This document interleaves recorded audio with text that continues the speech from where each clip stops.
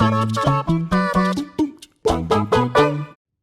all of you beautiful people, Jules here for WhatCulture.com, and today I want to talk to you about video games, or more specifically about video games that mock you for paying attention, which seems pretty weird, right? Because after all, video games are experiences that sometimes require tens, if not hundreds of hours of our time, so that for them to turn around and say, haha, you fool, what were you doing wasting all of that time in the first place? It's more than a little disheartening. So let's take these bad boys to task today. As I'm Jules, this is WhatCulture.com, and these are 10 video games that mock you for paying attention. Number 10. The end credits tell you to go outside. Sly Cooper 2: Band of Thieves. It's fair to say that many of us mentally check out from a video game the second that those credits start to roll, because for all intents and purposes, the game is effectively over. But as a reward for those who actually do bother to sit through the lengthy cutscenes, some developers include extra scenes or Easter eggs which otherwise can't be accessed. And then there's developers like Sucker Punch, who for their classic platformer sequel Sly 2: Band of Thieves instead took the opportunity to make fun of anyone who stuck around through the credits. After the list of names is finally finished, an additional note pops up for the player telling them, okay, that's it, you've seen everything, you won, go outside. Considering how few players actually bother to sit through the credits or, gasp, pay attention to them, it's pretty cheeky for the game to pull this. Number 9. The Terminator's fake DLC roster, Mortal Kombat 11. Sometimes gamers are perhaps a little too inquisitive for their own good, or so developers may think, especially when it comes to data mining game code to figure out what DLC might be releasing next. Well, that's exactly what happened with Mortal Kombat 11, resulting in the full roster for its first combat pack, including Shang Tsung, Joker, Nightwolf, Terminator, Sindel, and Spawn, being leaked before NetherRealm could even make an official announcement. But the developer perhaps got the last laugh then, by hiding an intentionally misleading Easter egg within the combat pack, which only the most eagle-eyed of fans would ever have noticed. Basically, one of the Terminator's victory outro sequences shows it scanning the corpse of its fallen enemy, and anyone paying close attention to the upper right corner will briefly see a list of characters for the Combat Pack 2 listed. The roster included Melina, Rain, Lee May, Serena, Meat, and Mocap. Considering that the latter two are effectively joke characters, it soon became clear that this list was indeed fake and intended to poke some harmless fun at those keenly scanning every last inch of the screen looking for secrets. Well played, NetherRealm. Number 8. A pointless exercise. We Love KATAMARI. After beating PS2 cult classic We Love KATAMARI, players are confronted with a bonus challenge to collect a stonking 1 million roses, with the implication being that they'll unlock something insanely neat in recompense. Well, players who actually did slog their way to 1 million roses, which takes literally days by the way, were left infuriated to find that their diligent work was rewarded with a semi-sarcastic congratulations from the king, who then labels the entire excursion a pointless exercise. As for what you actually get out of it, well, nothing more than some roses that are added to the game's interface. Thankfully, it didn't take long for players to realize that they could automate the process by tying a rubber band around their controller, but even then, was it really worth it when the game was showing such active contempt for the player's time? Number 7. The Ludonarrative Dissonance Trophy, Uncharted 4: A Thief's End. Uncharted 4 features a rather bizarre trophy that you'll only understand if you had an intimate knowledge of the critical reception of the previous game in the series. If you manage to kill 1,000 enemies during your playthrough, you'll receive the Ludonarrative Dissonance Trophy. To the layperson, this might seem like mere word soup, but it's actually a critical term used to describe a philosophical clash between a game's story and gameplay. Uncharted has been routinely criticized for its supposed ludonarrative dissonance, whereby Nathan Drake is presented as a charming Indiana Jones-esque protagonist, while the gameplay dictates that he must mercilessly slaughter hundreds of people. Though the team at Naughty Dog have routinely rejected this criticism, they did nevertheless include this trophy in Uncharted 4 as a cute acknowledgement that gently ribs those who buy into the theory. Number 6. The secret ending makes fun of gamers. The Witness.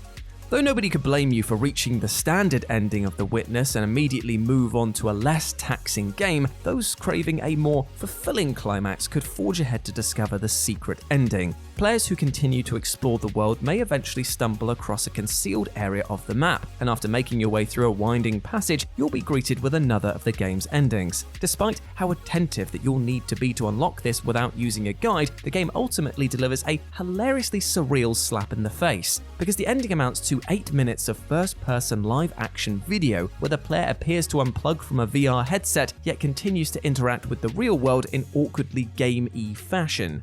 As both an amusing commentary on the clunkiness of video games compared to real life and a sly critique of obsessive gamers seeking out better endings, this one kind of stung just a teensy bit. Number 5. The View of the Valley, Asura's Wrath. Video games sure were different a decade ago, weren't they? Such was the case of 2012's cult fave actioner Asura's Wrath, because it features an hilarious condemnation of horn dog players who gawk at the heaving chest of a server delivering drinks in the game's 10th chapter. With players freely allowed to scan around the area in first person, those who decide to focus their attention on the woman's breasts will find their perviness highlighted with a trophy entitled View of the Valley, a name which should really speak for itself. I mean, that's certainly a way to shame players for oogling some digital flesh, and then the server also coyly covers herself up with her hands in protest. Do you feel a bit dirty yet? Number 4. Nearly perfect, but you died. Crash Bandicoot. The original Crash Bandicoot is a hard-as-nails platformer, and one which bafflingly became even more challenging when re-released as part of the Insane trilogy due to some subtle adjustment made to the game's physics. Needless to say, getting to the end of a level is pretty much a task in of itself, let alone being attentive enough to smash every single box along the way in order to unlock the shiny clear gem. But it's actually these gems which turned out to be a very cruel taunt, as you needed to get to the end of a level without dying even once to receive them. So if you're eagle-eyed enough to smash every single box throughout the level but die at any point, you'll be met with a supremely taunting end screen which mockingly states, nearly perfect, but you died. And to top it all off, an indignant Crash then taps his foot angrily, and if you're playing as Coco, she literally shakes with rage before sulking on the floor. Number 3. Chloe's post-credits assessment, Detroit Become Human. At the start of Detroit Become Human, players are guided into the experience by friendly android Chloe, who also has a role in the game itself and will later pass comment on the player's choices whenever they reload their game. Yet those of us who beat the game's story and promptly turned the game off actually missed a post-credits Easter egg of sorts intended to chide players who actually bothered to stick around. Basically, Chloe returns to offer some post-game commentary on your performance and specifically the choices that you've made. If your run was anything less than perfect, there's a solid chance that she will express distaste for what you got up to. She gets especially upset if you allowed Kara and Alice to die, ensuring that those who actually stayed through the credits probably wished that they hadn't. Who needs this kind of abuse? Number 2, there's a hidden RICKROLL, World War Z. Last year's World War Z features a completely ridiculous Easter egg hidden in plain sight, and one that only the most eagle-eyed of players would even have a chance of noticing. On one of the game's bulletin boards, it features a piece of paper with a QR code on it, inviting those who actually noticed it to open up the code with their phones. Anyone expecting a code for free DLC or something of that ilk must have been supremely disappointed when their mind-boggling attentiveness was rewarded with a RICKROLL. That's right, the QR code opens a YouTube link to Rick Astley's iconic hit, Never Gonna Give You Up. As much as this is aggressively trolling players, at least it's ridiculous and unexpected enough to not leave us mad for too long. And number 1, the game questions your heroism, Spec Ops: The Line. Oh, what's that? It's a WhatCulture list, better talk about Spec Ops: The Line. Yes, I'm as tired of it as you are. So blah blah blah blah blah, we all know about Spec Ops: The Line. It was a boring military shooter that had so much more blah blah blah blah blah. Let's get to the meat. So as you know, this game likes to break the fourth wall, and during the game's loading screens towards the end of the game, it does it quite a lot. Some of the most provocative screens contain text such as, "Do you feel like a hero yet? None of this would have happened if you just stopped, and this isn't real, so why should you care?" And while they're easily missed if you're not paying attention or simply not expecting the text to be anything more than usual generic hints, those that do notice it are effectively being mocked for their own compliant bloodthirstiness. Those that bought into the game looking for a fun, brainless military shooter definitely got the big V's shot right back up at them because Spec Ops, well, it was a bit of a troll.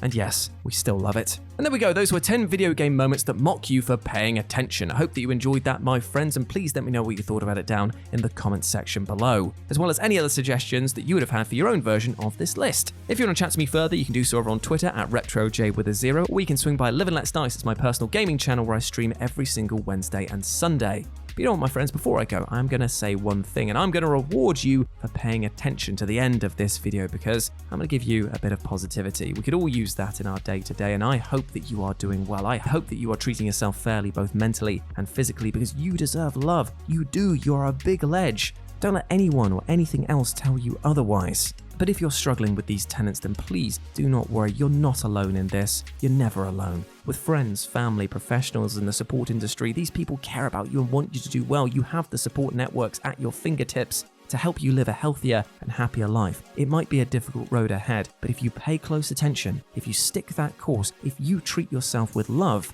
as you deserve it, you will come out the other side so much stronger. You can do this. I believe in you. As always, I've been Jules. You've been awesome. Never forget that. And I'll speak to you soon. Bye.